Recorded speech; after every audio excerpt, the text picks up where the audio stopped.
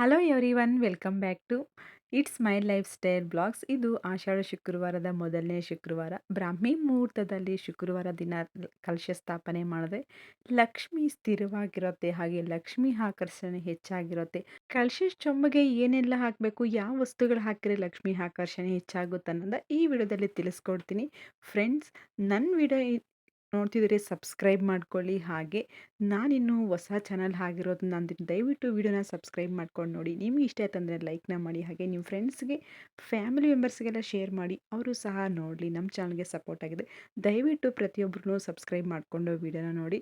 ಇದು ಶುಕ್ರವಾರ, ಆಷಾಢ ಶುಕ್ರವಾರ ಮೊದಲನೇ ವಾರ. ನಾನು 4 ಗಂಟೆಗೆ ಎದ್ದು ಹಾಗೆ ಹೊರಗಡೆ ಎಲ್ಲ ಕ್ಲೀನ್ ಮಾಡಿಕೊಂಡು ರಂಗೋಲಿನ ಬಿಡಿಸ್ಕೊಂಡು, ಹಿಂದಿನ ದಿನ ನಾನು ಅಂದರೆ ಗುರುವಾರದ ದಿನ ದೇವ್ರ ಮನೆ ಎಲ್ಲ ಶುದ್ಧ ಮಾಡಿಕೊಂಡು ದೇವ್ರ ಸಾಮಾನು ಎಲ್ಲ ಕ್ಲೀನ್ ಮಾಡಿ ಅರಿಶಿನ ಕುಂಕುಮ ಎಲ್ಲ ಇಟ್ಕೊಂಡು ರೆಡಿ ಮಾಡಿದೆ. ಯಾಕಂದರೆ ನಾವು ಶುಕ್ರವಾರ ದಿನ ಬ್ರಾಹ್ಮಿ ಮುಹೂರ್ತದಲ್ಲಿ ಕಲಶ ಸ್ಥಾಪನೆ ಮಾಡೋದರಿಂದ ಎಲ್ಲನೂ ಅವತ್ತಿನ ದಿನವೇ ದೇವ್ರ ಸಾಮಾನೆಲ್ಲ ತೊಳ್ಕೊಂಡು ಅವತ್ತಿನ ದಿನ ಮಾಡ್ಕೊತೀವಂತಂದರೆ ಅದು ಆಗದೆ ಇರೋ ಕೆಲಸ ಸ್ವಲ್ಪ ಲೇಟ್ ಆಗಿಬಿಡುತ್ತೆ ಪೂಜೆ. ಯಾಕಂದ್ರೆ ನಾವು ಆಲ್ಮೋಸ್ಟ್ 5 ಗಂಟೆ ಒಳಗಡೆ ಪೂಜೆ ಎಲ್ಲ ಆಗಿರಬೇಕು ಅಂತ. ಸೊ ಅದಕ್ಕೆ ಇಂದಿನ ಎಲ್ಲ ಸಿದ್ಧತೆ ರೆಡಿ ಮಾಡಿ ಇಟ್ಕೊಂಡಿದ್ದೆ, ಹೂವು ಎಲ್ಲ ಕಟ್ಕೊಂಡೆಲ್ಲ ರೆಡಿ ಮಾಡಿ ಇಟ್ಕೊಂಡಿದ್ದೆ. ಇವಾಗ ಎದ್ಬಿಟ್ಟು ಎಲ್ಲ ನಾನು ಸಹ ರೆಡಿಯಾಗಿ ಹೊರಗಡೆ ಎಲ್ಲ ಕ್ಲೀನ್ ಮಾಡಿಕೊಂಡು, ಹಾಗೆ ಇನ್ನು ನೈವೇದ್ಯಕ್ಕೆ ಮೊದಲಿಗೆ ನಾವು ಯಾವುದೇ ದೇವ್ರ ನೈವೇದ್ಯ ಮಾಡಲಿ, ಹಾಗೆ ನಾವು ಮಾಡೋವಂಥ ಅಡುಗೆ ಮಾಡೋವಂಥ ಸ್ಟವ್ನ ಸ್ವಚ್ಛ ಮಾಡಿಕೊಂಡು ಅರಿಶಿನ ಕುಂಕುಮ ಹೂವು ಇಟ್ಬಿಟ್ಟು ಪೂಜೆ ಮಾಡಿಕೊಂಡು ನೈವೇದ್ಯ ಮಾಡಬೇಕಾಗುತ್ತೆ.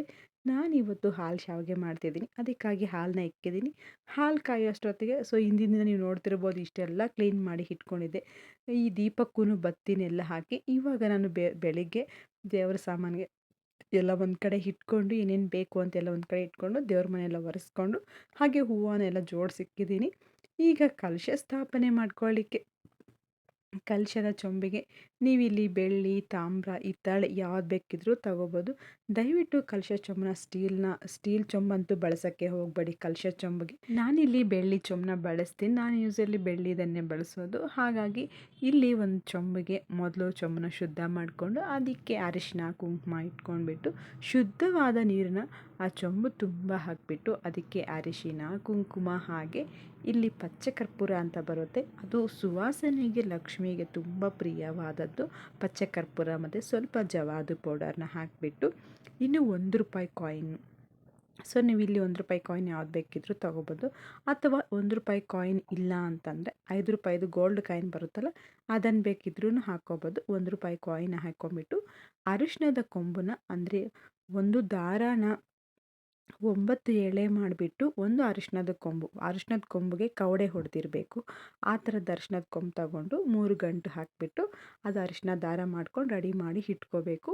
ಈಗ ಆ ನೀರಿಗೆಲ್ಲ ಹಾಕಿದ್ದೀವಲ್ಲ ಅರಿಶಿಣ ಕುಂಕುಮ, ಹಾಗೆ ಪಚ್ಚ ಕರ್ಪೂರ, ಜವಾದು ಪೌಡರು, ಒಂದು ಕಾಯಿನ್ ಎಲ್ಲ ಹಾಕಿದ್ದೀವಲ್ಲ, ಅದಕ್ಕೇ ಸ್ವಲ್ಪ ಒಂದು ಹೂವನ್ನ ಹಾಕ್ಕೋಬೇಕು. ಯಾವ ಥರದ ಹೂವು ಬೇಕಿದ್ರೂ ಹಾಕ್ಕೋಬೋದು.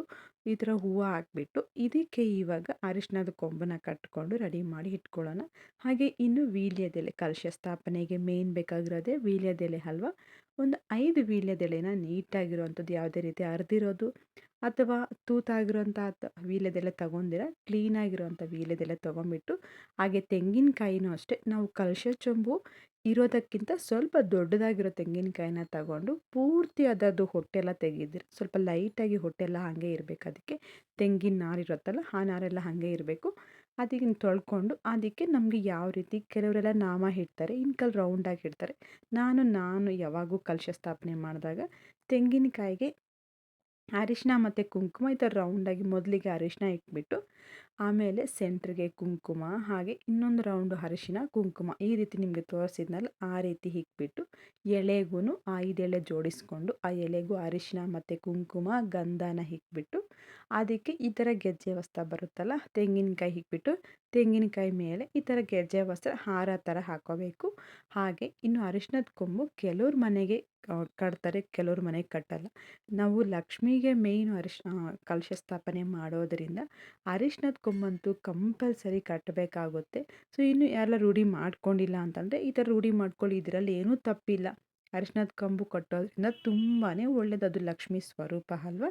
ಹಾಗಾಗಿ ಇನ್ನು ಕೆಲವರು ಏನಾದ್ರು ಕರಿಮಣಿ ಸರ ಹಾಕ್ತಾರೆ, ಇನ್ನು ಕೆಲವ್ರ ಮನೆಗೆ ಮುಖವಾಡ ಇಡೋ ರೂಢಿ ಇರುತ್ತೆ. ನಿಮ್ಗೆ ಯಾವ ರೂಢಿ ಇದ್ದರೆ ಆ ಥರ ಮಾಡ್ಕೋಬೋದು. ಹಾಗೆ ಇವತ್ತು ಆಷಾಢ ಶುಕ್ರವಾರ ಆಗಿರೋದ್ರಿಂದ ಈ ಲಕ್ಷ್ಮೀ ಕುಂಚದ್ದು ಪಾತ್ರೆ ಬರುತ್ತಲ್ಲ ಅದರಲ್ಲೇ ಈ ಥರ 5 ಕವಡೆ, 5 ಗೋಮತಿ ಚಕ್ರ, 5 ಕಮಲದ ಬೀಜ, ಗುಳಗಂಜಿ, ಹಾಗೆ ಕಪ್ಪು ಮತ್ತು ಇದು ವೈಟದು ಬರುತ್ತಲ್ಲ, ಕಪ್ಪು ಮತ್ತು ರೆಡ್ದು ಅದು, ಮತ್ತು ವೈಟ್ದು ಈ ಥರ ಕವಡೆ ಇದನ್ನೆಲ್ಲನೂ 5 ಲೆಕ್ಕದಲ್ಲಿ ತಗೊಂಡ್ಬಿಟ್ಟು ಅದನ್ನು ಒಂದು ಪ್ಲೇಟಲ್ಲಿ ಸ್ಥಾಪನೆ ಮಾಡ್ತೇವೆ. ಯಾಕಂದರೆ ಲಕ್ಷ್ಮಿಗೆ ಇದು ಪ್ರಿಯವಾದದ್ದು, ಲಕ್ಷ್ಮೀ ಕುಂಚದಲ್ಲಿದೆಲ್ಲ, ಹಾಗಾಗಿ ಇದೆಲ್ಲ ಲಕ್ಷ್ಮಿಗೆ ಇಡೋವಂಥದ್ದು ಆಗಿರೋದ್ರಿಂದ ಸೊ ಅದನ್ನು ಇಟ್ಬಿಟ್ಟು ಅದರ ಮೇಲೆ ಅರಿಶಿನ ಕುಂಕುಮ ಹೂವನ್ನ ಇಟ್ಕೊಂಡು ಅದು ಸಹ ಸಿದ್ಧತೆ ಮಾಡ್ಕೊಂಡಿದ್ದೀನಿ. ಇನ್ನು ನೀವು ಕಲಶ ಸ್ಥಾಪನೆ ಮಾಡಬೇಕಾದ್ರೆ ಪ್ರತಿ ವಾರನೂ ಅಷ್ಟೇ ಕೆಲವರು ಪ್ರತಿ ವಾರ ಮಾಡೋರು ಇರ್ತಾರೆ. ಇನ್ನು ಕೆಲವರು 15 ದಿನಕ್ಕೊಂದ್ಸಲ ಕಲಶದ ತೆಂಗಿನಕಾಯಿ ಬದಲಾಯಿಸೋರು ಇರ್ತಾರೆ. ಇನ್ನು ಕೆಲವರು ಅಮಾವಾಸ್ಯೆಗೆ ಚೇಂಜ್ ಮಾಡ್ತಾರೆ, ಹುಣ್ಣಿಮೆ ಮತ್ತು ಹುಣ್ಣಿಮೆಯಿಂದ ಚೇಂಜ್ ಮಾಡ್ತಾರೆ, ಈ ಥರ ಮಾಡೋರು ಇರ್ತಾರೆ. ನಾನಂತೂ 2 ವಾರಕ್ಕೊಂದ್ಸತಿ ಇಲ್ಲ ಒಂದೊಂದು ಸಲ ಎಳೆನಾಡು ಬಾಡೋಗಿತ್ತು ಅಂತಂದರೆ ಆವಾಗ ಬೇಕಾದ್ರೂ ಚೇಂಜ್ ಮಾಡ್ತೀನಿ. ಈಗ ನೀವು ನೋಡ್ತಿರ್ಬೋದು ಎಲ್ಲ ಹೂವು ಎಲ್ಲ ಹಾಕಿ, ಹಾಗೆ ಗೆಜ್ಜೆ ವಸ್ತ್ರ ಅಂತೂ ಕಲಶ ಇಕ್ಬೇಕಾದ್ರೆ ಕಂಪಲ್ಸರಿ. ನಾವು ಕಲಶ ಚೊಂಬಿಗೆ ಜವಾದಿ ಪೌಡರ್ ಹಾಕೋದ್ರಿಂದ ಜವಾದಿ ಪೌಡರು ಒಳ್ಳೆ ಪರಿಮಳ ಇರುತ್ತೆ ಮನೆಯಲ್ಲಿ. ಆ ಪೌಡರು ನಾವು ದೀಪದ ಎಣ್ಣೆಗೆ ಹಾಕ್ಕೋಬೋದು, ಮತ್ತು ಈ ಥರ ಕಲಶಕ್ಕೆ ಹಾಕೋದ್ರಿಂದ ಆ ಒಳ್ಳೆ ಪರಿಮಳಕ್ಕೆ ಲಕ್ಷ್ಮಿ ಆಕರ್ಷಣೆ ಹೆಚ್ಚಾಗುತ್ತೆ. ತುಂಬ ಪ್ರಿಯವಾದದ್ದು ಜವಾದಿ ಪೌಡರ್ ಮತ್ತು ಪಚ್ಚ ಕರ್ಪೂರ ಇದೆಲ್ಲ ತುಂಬ ಪ್ರಿಯವಾದದ್ದು ಲಕ್ಷ್ಮಿಗೆ. ಹಾಗಾಗಿ ಇದೆಲ್ಲ ಕಲಶಕ್ಕೆ ಹಾಕ್ಕೋಬೇಕು. ಸೊ ಹಾಗಾಗಿ ನಮಗೆ ಈ ಥರ ಬ್ರಾಹ್ಮಿ ಮುಹೂರ್ತದಲ್ಲಿ ಲಕ್ಷ್ಮಿ ಸ್ವರೂಪ ಲಕ್ಷ್ಮಿ ಬರೋವಂಥ ಟೈಮು ಏನಿದೆ 6 ಗಂಟೆ ಒಳಗಡೆ ದೀಪಾರಾಧನೆ ಯಾವ ಮನೆಗೆ ನಡೆಯುತ್ತೋ ಆ ಮನೆಯಲ್ಲಿ ಲಕ್ಷ್ಮಿ ಸ್ಥಿರವಾಗಿರೋದು ಅನ್ನೋದನ್ನು ಒಂದು ನಂಬಿಕೆ, ಒಂದು ನಂಬಿಕೆ ಅಂತಲ್ಲ, ಅದೊಂದು ಪದ್ಧತಿ, ಎಷ್ಟೋ ಶಾಸ್ತ್ರಗಳಲ್ಲಿ ಹೇಳ್ತಾರೆ.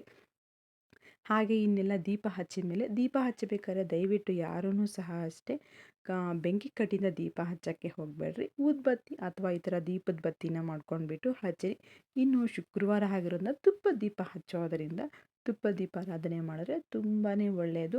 ಇನ್ನು ಹಾಲು ಶಾವಿಗೆನ ರೆಡಿಯಾಗಿತ್ತು, ಹಾಲು ಶಾವಿಗೆನ ಇಟ್ಬಿಟ್ಟು ದೇವ್ರ ಹತ್ರ ತಾಂಬೂಲವನ್ನು ಸಮರ್ಪಣೆ ಮಾಡಿಬಿಟ್ಟು ನಾವು ಏನು ನೈವೇದ್ಯ ಇಡ್ತೀವೋ ಬಿಡ್ತೀವೋ ಗೊತ್ತಿಲ್ಲ, ಆದರೆ ದೇವರಿಗೆ ಒಂದು ತಾಂಬೂಲವನ್ನು ಸಮರ್ಪಣೆ ಮಾಡಿದ್ರೆ ಅಷ್ಟೇ ಅದರ ಪ್ರತಿಫಲ ನಮಗೆ ಎಲ್ಲ ಹಣ್ಣುಗಳಿಡುವಷ್ಟು ಪ್ರತಿಫಲ ಸಿಗುತ್ತೆ.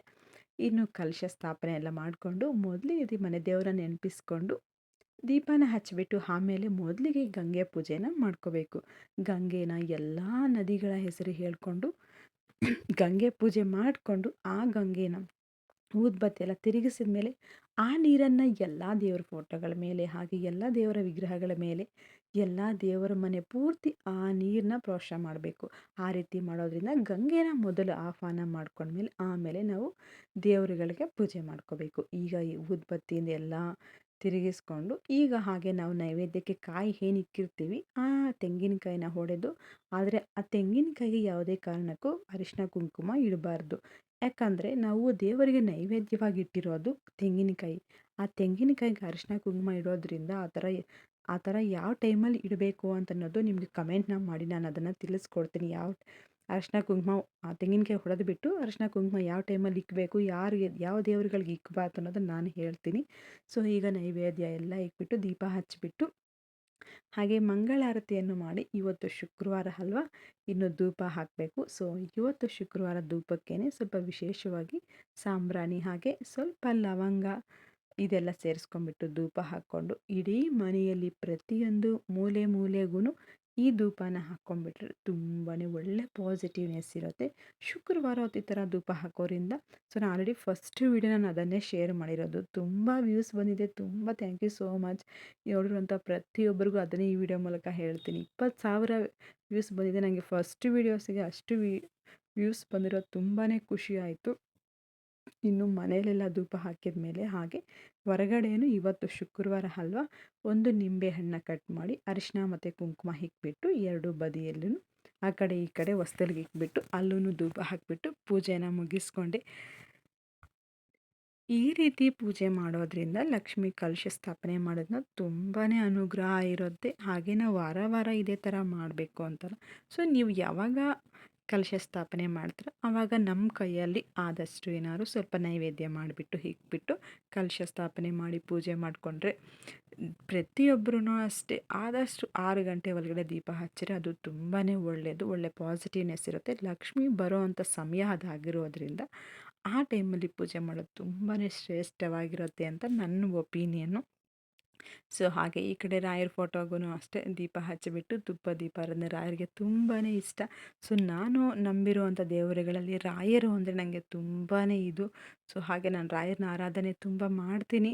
ಇನ್ನು ಪೂಜೆ ಎಲ್ಲ ಮುಗಿಸ್ಕೊಂಡು ಇನ್ನು ಹೊರಗಡೆನೂ ಅಷ್ಟೇ ಧೂಪ ಹಾಕ್ಕೊಂಬಿಟ್ಟು ಹಾಗೆ ತುಳಸಿ ಗಿಡದ ಹತ್ರನೂ ಪೂಜೆ ಎಲ್ಲ ಮುಗಿಸ್ಕೊಂಡು ಈ ರೀತಿ ದೀಪಾರಾಧನೆ ಮಾಡೋದರಿಂದ ಹಾಗೆ ಈ ರೀತಿ ಕಲಶ ಸ್ಥಾಪನೆ ಮಾಡೋದರಿಂದ ಮನೆಯಲ್ಲಿ ತುಂಬಾ ಪಾಸಿಟಿವ್ನೆಸ್ ಇರುತ್ತೆ. ಒಳ್ಳೆ ಲಕ್ಷ್ಮಿ ಆಕರ್ಷಣೆಗೆ ಹೆಚ್ಚಾಗುತ್ತೆ ಅಂತಲೇ ಹೇಳ್ಬೋದು. ನಾವಿಟ್ಟಿರೋ ದೇವ್ರ ಹತ್ರ ಲಕ್ಷ್ಮಿ ಹತ್ರ ಈ ಕವಡೆ ಗೋಮತಿ ಚಕ್ರ ಇದೆಲ್ಲನೂ ಇಂಥ ಟೈಮಲ್ಲಿ ಶುಕ್ರವಾರ ಹೊತ್ತು ಸ್ಥಾಪನೆ ಮಾಡಿದ್ರೆ ತುಂಬಾ ಒಳ್ಳೆಯದು. ಹಾಗೆ ಇನ್ನು ಹೊರಗಡೆ ಎಲ್ಲ ಧೂಪ ಹಾಕ್ಕೊಂಬಿಟ್ಟು ಪೂಜೆ ಮುಗಿಸ್ಕೊಂಡೆ.